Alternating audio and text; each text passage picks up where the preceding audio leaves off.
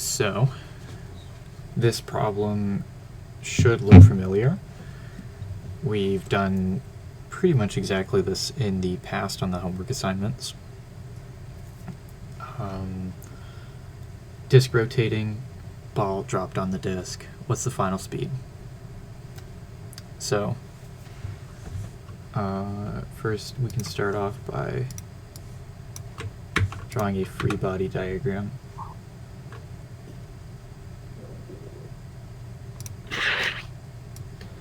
One thing to keep in note is that the angular speed is rotating clockwise, which means the angular speed is actually negative.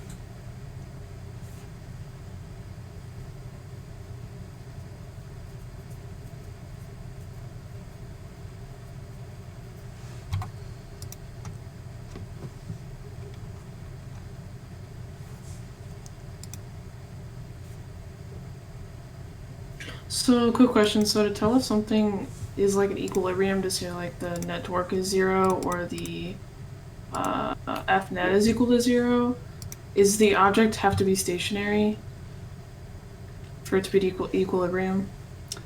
Not necessarily. Where does it say equilibrium? No, I'm just asking in general. This is Oh. just a general question. It's not related to the...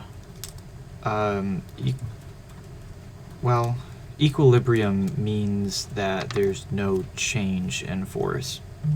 Like, no, I guess, work being done, no impulse being performed, or no torque being acted on. So, for instance, you could have, well, one instance of equilibrium would be a completely stationary object, yes. But another instance of equilibrium could be an object that is rotating on a frictionless axle with no force being applied to it. Or equilibrium of a system where you have no outside torque being applied to a system, but internally there are changes happening, such as a disk rotating and, say, a piece of clay falling on the disk. While there would be no outside force, such as someone grabbing the disk, there is internal changes, such as the disk or the clay falling onto the disk. Okay. So, as you mentioned earlier, we will be using the angular momentum principle. And the friction and no outside forces. Mm-hmm. In essence... it says it's frictionless axle. Yes.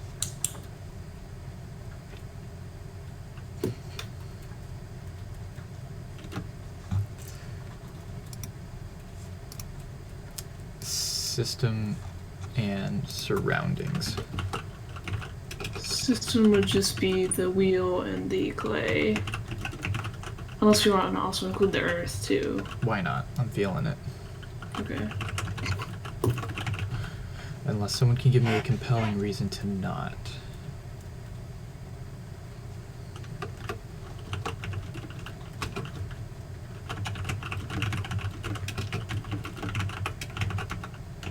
Angular momentum is conserved.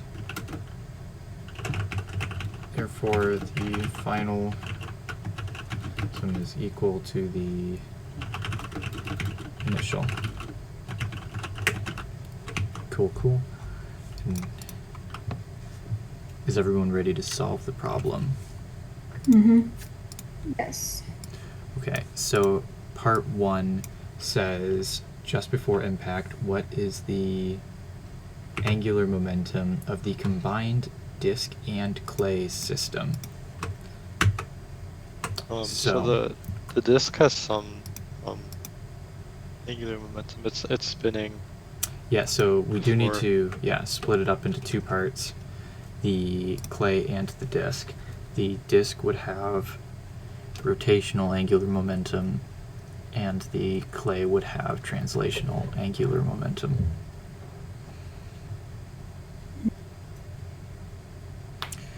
And then sorry, go ahead. Hmm? I was just gonna say in the final state, both of them would be having rotational angular momentum because they're stuck together. Correct. Okay.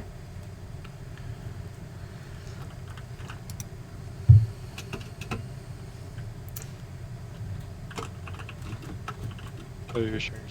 Yes, I am sharing my screen.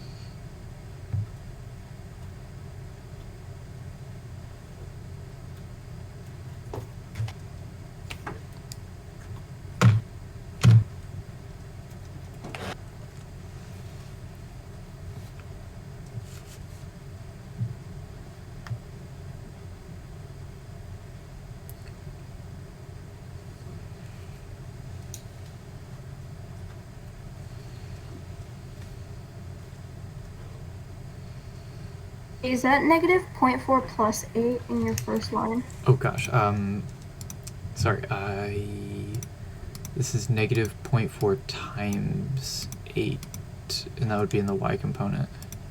Okay. 8 because the initial velocity is 8 meters a second downwards, and negative 0.4 because, or 0.4 because of the mass, negative 8 is the speed, and then to find the momentum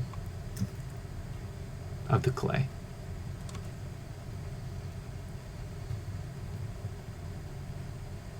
Okay.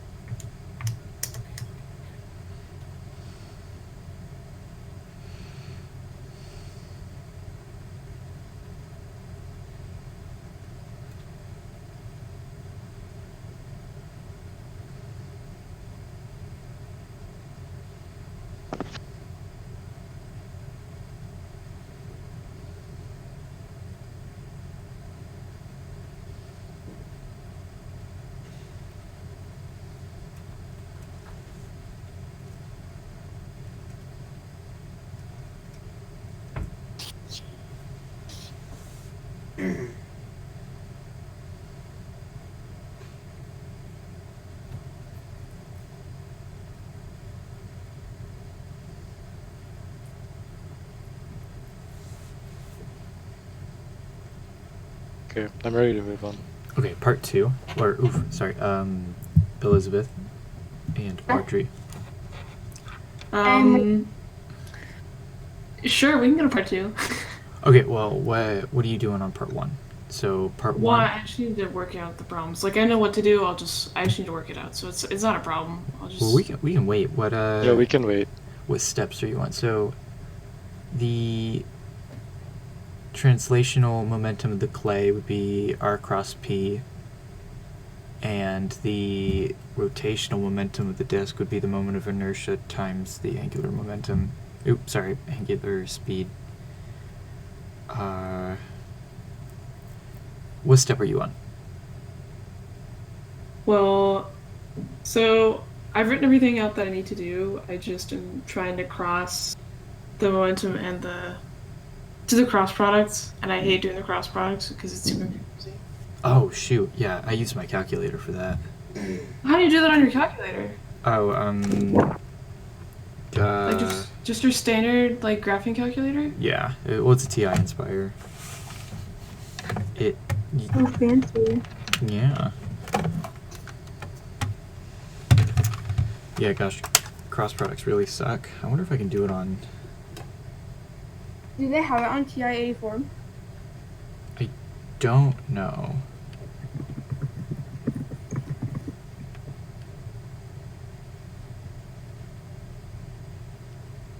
I got you, Audrey. Calculation for the cross product. Oh my gosh, thank God. Oh, I'll also just Google a calculator for it. Yeah, but on the exam we can't do that. Yeah. Oh wait, never mind. This one also can do cross products. Yeah, press second, No way. and then the x to the -1 exponent. Mm-hmm. And then tab over to edit, Mm-hmm. and then select one of the blank ones, and then you can edit the matrix.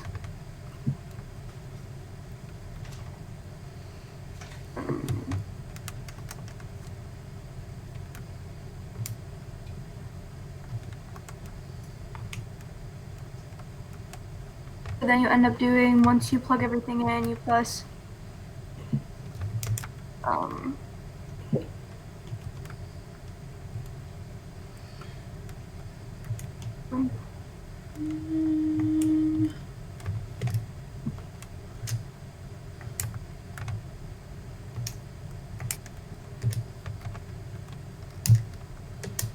Cross product. So if you're wanting to cross, do you have to like go back and click a different blank one and put in the second vector? I'm not sure. I'm still waiting to see. There's something. It's DET. If you go to the math section on that, Oh, that is cool. solve for the determinant. Okay, so only solves for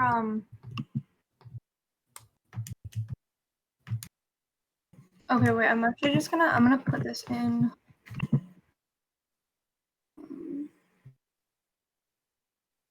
I'll put this link in here.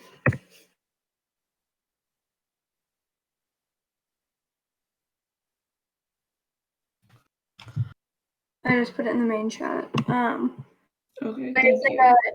a video run through of like how to do it.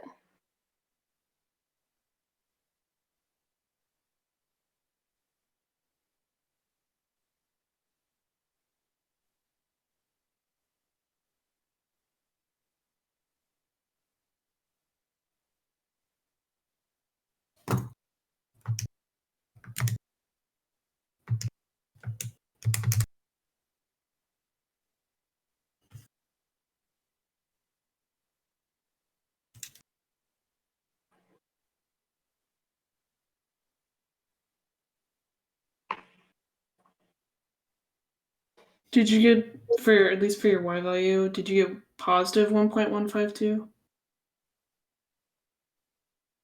for the cross product? Wait, let me see.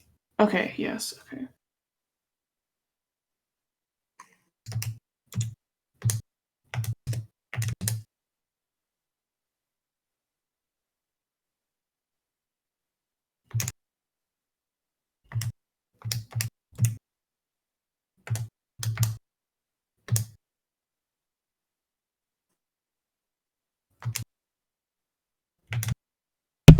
Are we? Sorry, I was talking about calculators with my roommate. Are we ready for part 2? Oh, sorry. Audrey, how are you doing? I'm almost there. Hang on. Okay.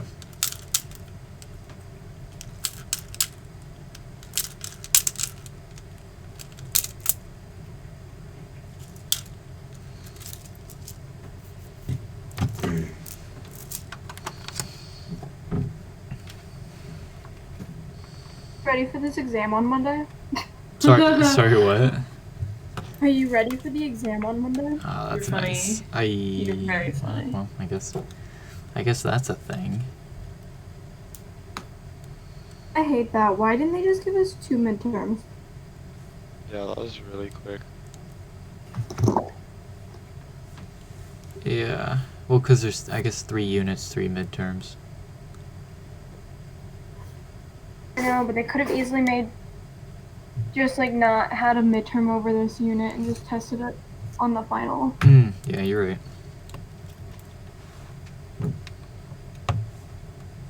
Yeah, that sucks. It's fine. We're thriving.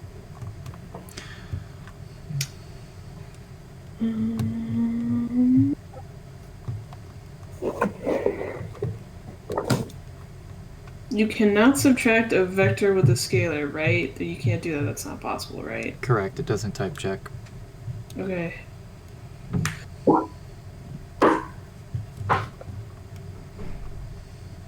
Oh wait, what's the...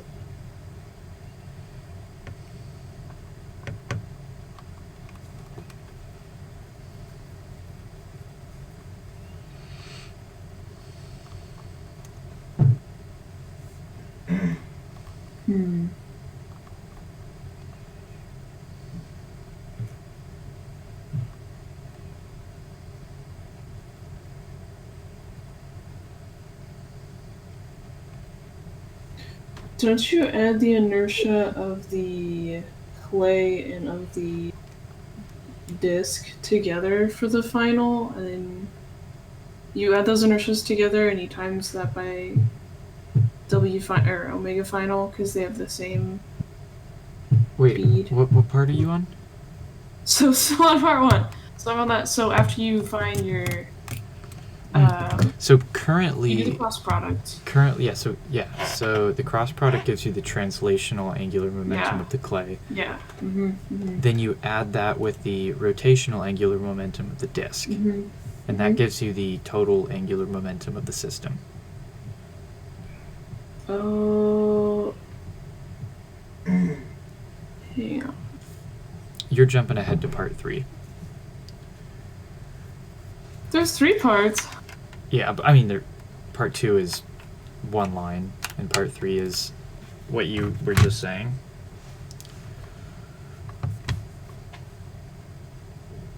Oh.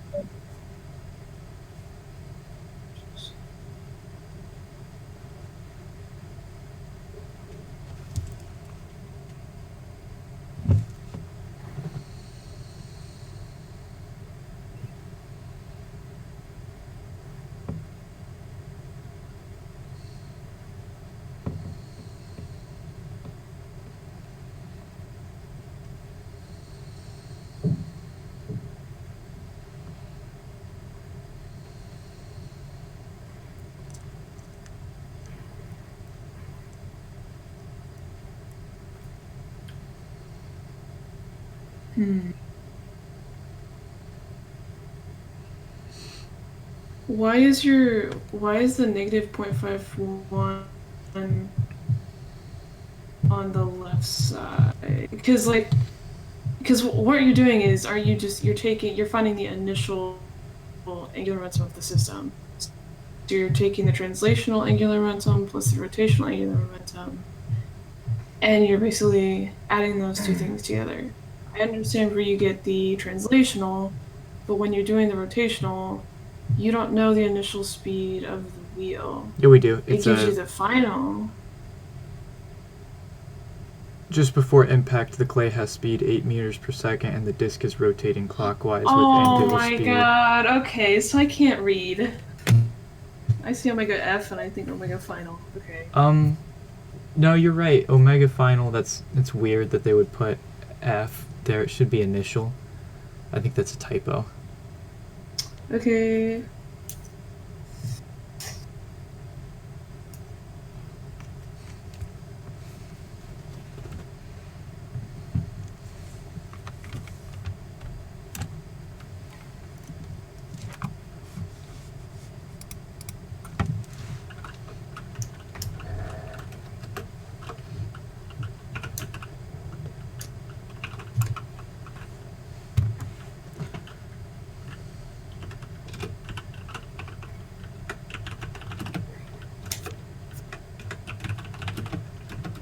Okay, we can move on now.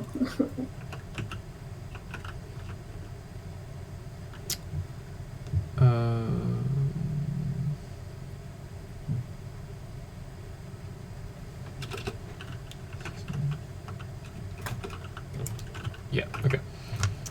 So, part 2 says, just after impact, what is the vector angular momentum of the combined system? So, this is just after impact. What's the final, or I guess, angular momentum? And didn't our assumption say that flow is equal to inertia? Yes. So this makes this part really easy. It would just be the total is equal to 693. Wait, everyone got 0.693. Yes. Okay, cool. Positive. Cool. Mm-hmm. Now this leaves part 3. Part 3 says, what is the angular velocity of the disk? Angular velocity is angular speed, so we need to find omega. So we know that the total angular momentum is equal to translational plus rotational. And let's make this a capital T.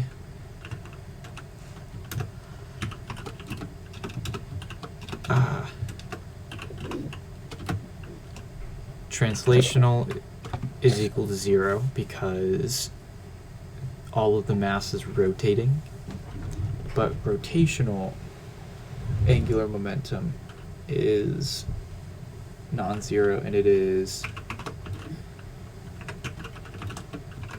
the okay.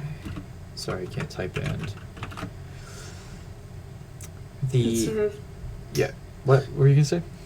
it's the rotational angular. It's the rotation angular momentum of the clay plus the rotational angular momentum of the wheel, Yes. and they have the same speed. Yes. Final speed. Mm-hmm. Yes, but different moments of inertia. Yes.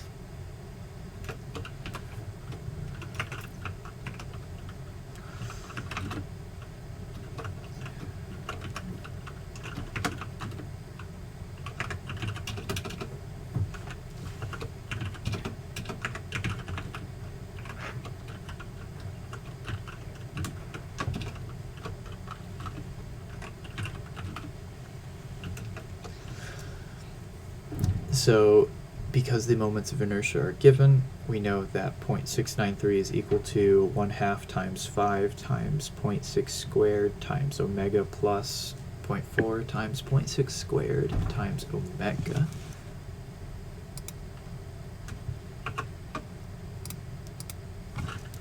That's just the expansion of the previous statement. And simplifying this gives 1.044 omega.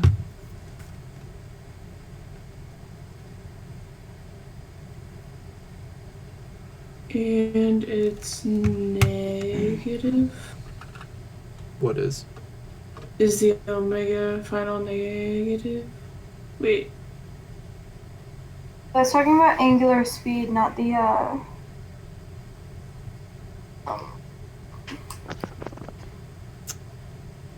not torque. It would be positive. That's just radians per second. Oh, okay.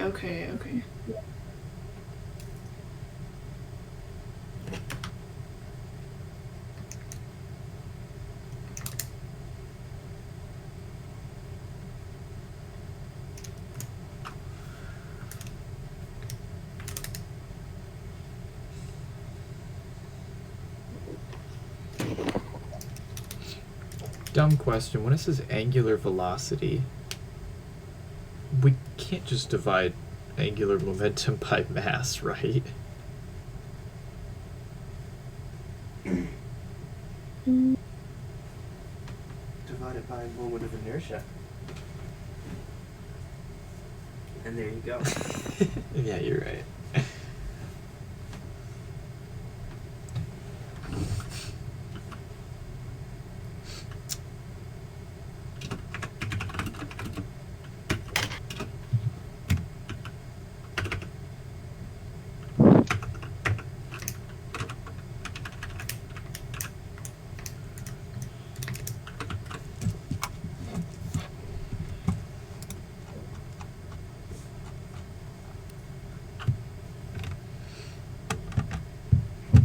Wait, is that a 0.6637 or is it Yes. 6.637? That is 0.6637.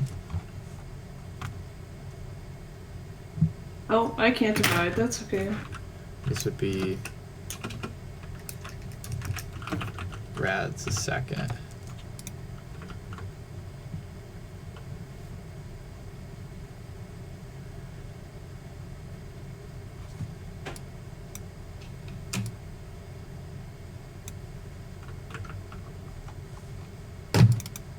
Okay, I agree with your answer. I got the same thing. Cool.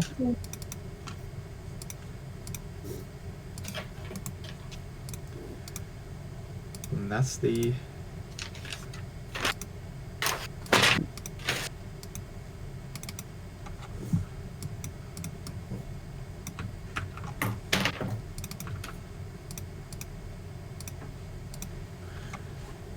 that's the recitation done.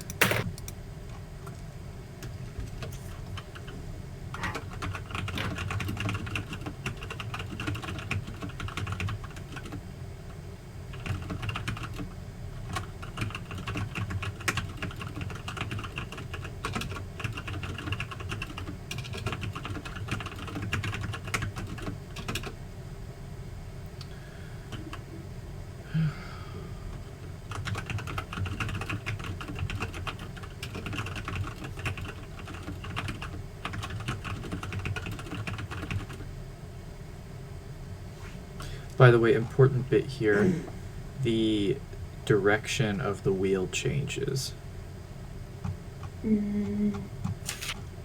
from clockwise to counterclockwise. Oh, wait, And so the angular velocity be negative? No, counterclockwise is positive because of the right-hand rule. But when we're calculating it? Yeah, so when we're calculating it, step one, in the very beginning, I said the angular speed was negative 0.51 Yeah. because clockwise is negative due to the right-hand rule. Perfect. So yeah, I was checking for that.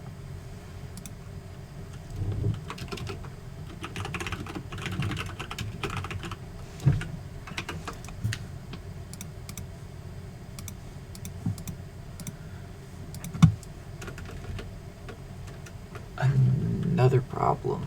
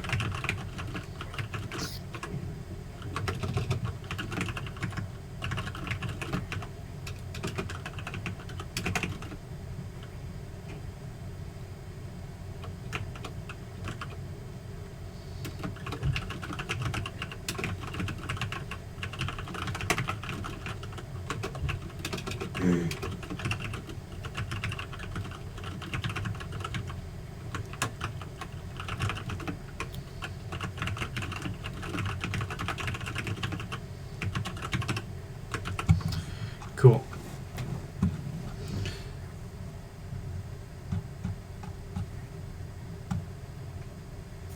How are you guys feeling? Pretty good. Cool. Um, Ayush, you've been rather quiet.